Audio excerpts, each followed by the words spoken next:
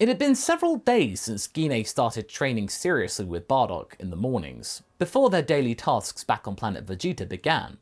So far, they hadn't been called out for any off-world missions since it had been relatively quiet out there on the Spacedon front, and Bardock's good standing with the Frieza Force administrators meant that lesser squads could take up the burden instead.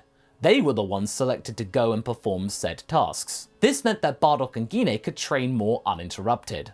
But just because Bardock liked Gine as a potential mate, that didn't mean that he would pull his punches. Their training sessions were arduous and painful for the female Saiyan to bear, but she kept going because she was absolutely focused on not falling behind or succumbing to what naysayers like Celipa had labelled her as. Nothing but a menial lackey who got lucky, shoved to the wayside. That's just Bardock's toy. Celipa would have won if that were the case, and that was something that in this timeline, Gine could not abide by. After a week of this, Gine had started to feel some sort of benefit from this routine. She could tell that her arms and legs were more toned than before, and despite the constant appearance of cuts and bruises across her body, she was slowly becoming less and less perturbed by seeing them in the mirror. Like, she didn't care too much about them, nor did they hurt as much. She was actually becoming more and more resilient to the typical types of scrapes and injuries that would befall you on a regular mission. Not many Saiyans would come out of a mission unscathed. They did like to get stuck in. Bardock, also to avoid suspicion, gave her the keys to his personal medical pod, a perk for any leader of any squad. Again, like with Toma in the previous chapter, most of the doctors there just blindly assumed that, he and her, they were simply getting jiggy with it, and that this was the necessary recovery after a very rumpy-pumpy night of Saiyans, and that this was the Saiyan equivalent of the casting couch. Oh, I get it. Bardock would ignore these, though. Let them think what they want, so long as they didn't pry into their affairs. Yeah, whatever. Every time Gine entered the pod and began her healing sessions, the doctors would be impressed. My goodness, they don't hold back there now, do they?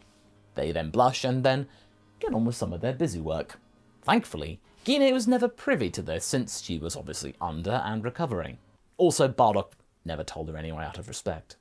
Then, the call came up. A raid on Planet Octo, the home world of the Galactic King. This was a request from Lord Frieza himself.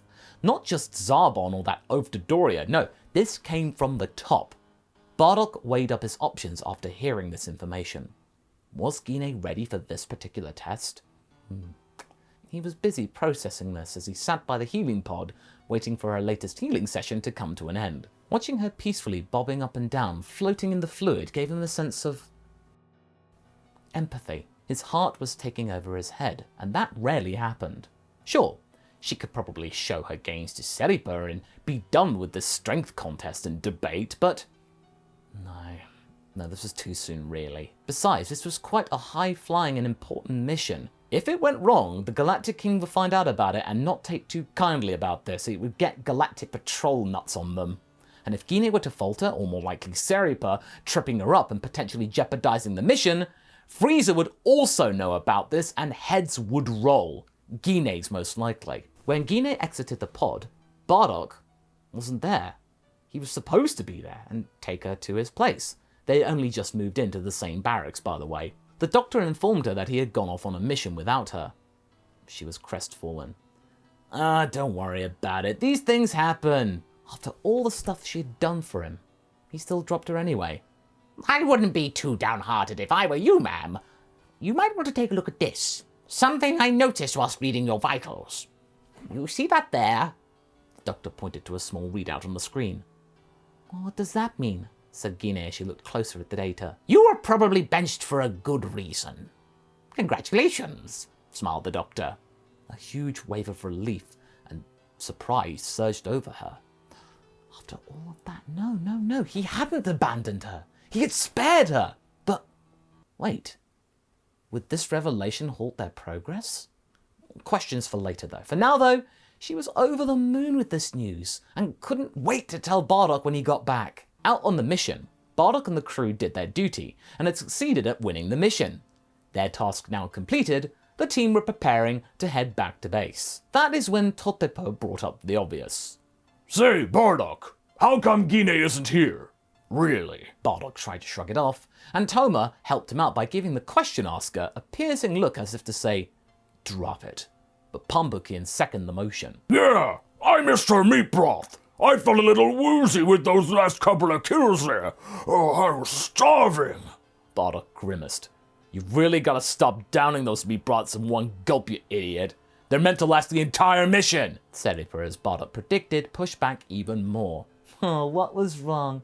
Did you have a lover's spat?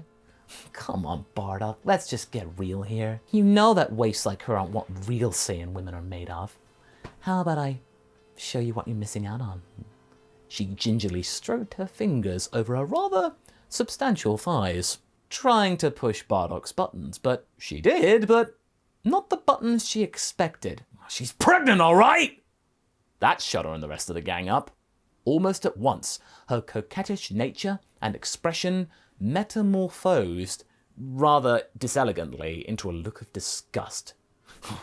She's what? You heard.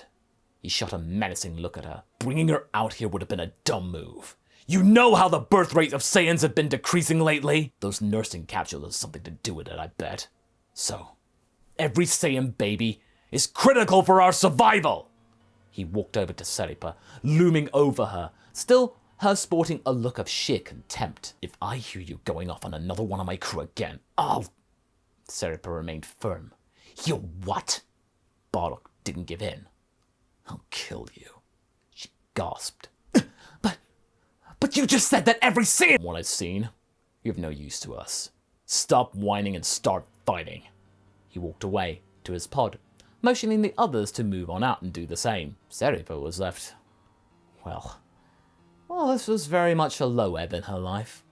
All because of that brat Gine. Turns out that Bardock had seen the data as well.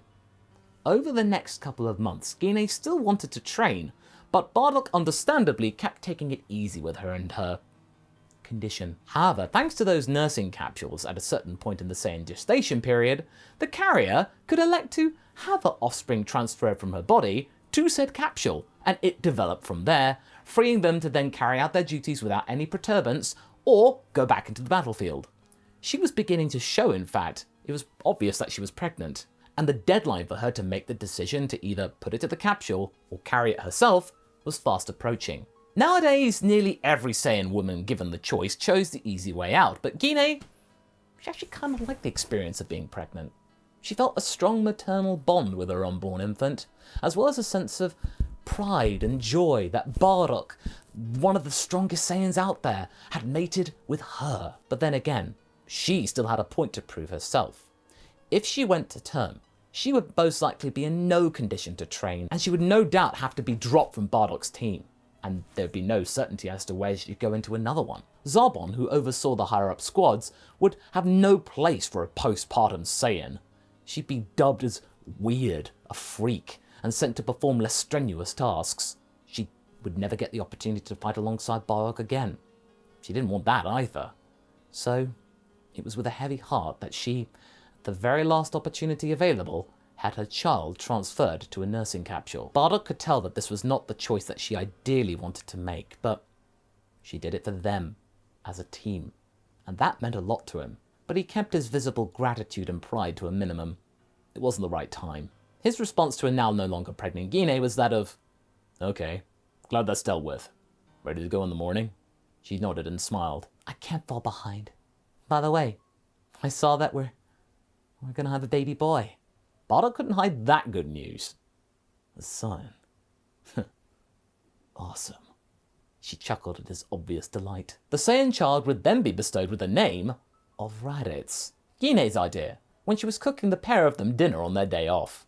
Even though she wouldn't be going into the kitchens, she still was very good at it. Bardock liked the name Raditz since he had rarely heard the name before. It made him more distinct, but based on his initial power scan, Raditz had just failed to make the cut to possibly join the royal circle of Saiyan babes, that kind of lot we saw in the Broly movie. And despite Bardock being a mid-class warrior, having recently been promoted because of his efforts, that in of itself being a very rare occurrence in Saiyan society, unfortunately, he didn't come up. He didn't care about all that pomp anyway. As far as he was concerned, he'd rather his son not frequent with regal types like that. It was not something that suited him, who were all up themselves. But going back to the training, Gine was going at it with even more vigor now. She would not only train with Bardock, but she would now take herself to the exercise pit and lift ever-increasing weights, almost to the point of catching other trainers' attention. Her progress had been remarkable since she first started coming. She could barely lift the minimal blocks when she first appeared, but now she was pumping iron with the rest of the gym goers. Now granted, she wasn't breaking equipment or setting records, but the progress that she had made was indeed quite notable. Now I bet you're all wondering, has her power level increased since the training began? I know you guys like your numbers. Indeed it had. Bardock had been keeping score, and her power level had tripled in the year since she and him had started sparring with one another on the regular. Her power level was now 1500. At first, Gine was a little despondent about this. After all that hard work, she hadn't caught up to Bardock's 10,000. He also didn't help matters by not exactly responding tactfully. I'd say my power level's more like 12,000 now thanks to our extra activity. You're not helping, you dolt, she said with frustration. I kinda am actually. I've only gained like, what, 20% or something? You tripled. Well, that doesn't happen normally. When you put it that way, okay, that made a lot more sense. But from what I know, the gains will compound from here, because now we can go really ham. Our boy's gonna have badass parents, that's for damn sure. Show up those royal types. Gine liked the sound of that, and elected for the ham to commence.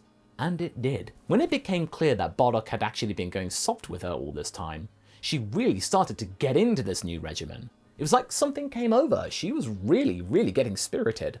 And sure enough, those gains were coming thick and fast. Stop it! Both of them were gaining in power. It was becoming more and more obvious in their missions too. Gine now was in the ballpark of the other teammates, to the point now she was no longer necessarily a liability. She was actually carrying her fair share of duty. But despite all of this, she still didn't kill people.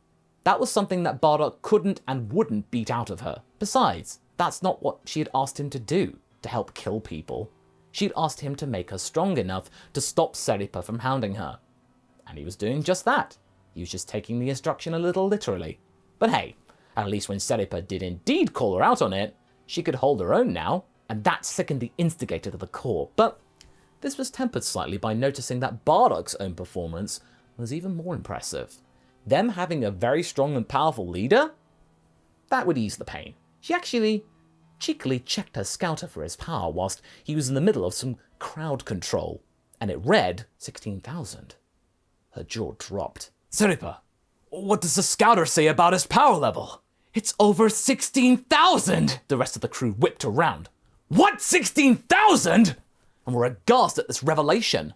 Their boss was now getting closer and closer to power of Dodorius. There was no other Saiyan stronger than he as well. But now, that could change. She whipped around to Gine's direction and read hers. Hers was 3,000. Where did that come from? At this rate, she would overtake... Seripa stomped her feet in anger and blasted the face of a dying bystander. Meanwhile, deep in the chamber of the king, the scouter team picked up that message and data stream, setting off alarm bells within the royal department. A mid-class warrior whose power was stronger than the king's? Granted, nobody outside the royal circle knew of the exact power level of King Vegeta, being 10,000, but this information was something that the monarch would not take too kindly toward. The councillors reported to the monarch of this news, and the king mulled over his next course of action. Would he banish this interloper? Or maybe just... He called upon one of his recently appointed Saiyan elites for consultation. I think it's best we have a more direct feed as to the happenings with this Bardock. You know what to do. The elite nodded. Yes, Your Grace. I shall keep close watch on them. And if that guy talks of rebellion, I'll crush his wench. His fist clenched tightly as he said this. And that's where we're going to be leaving things for right now.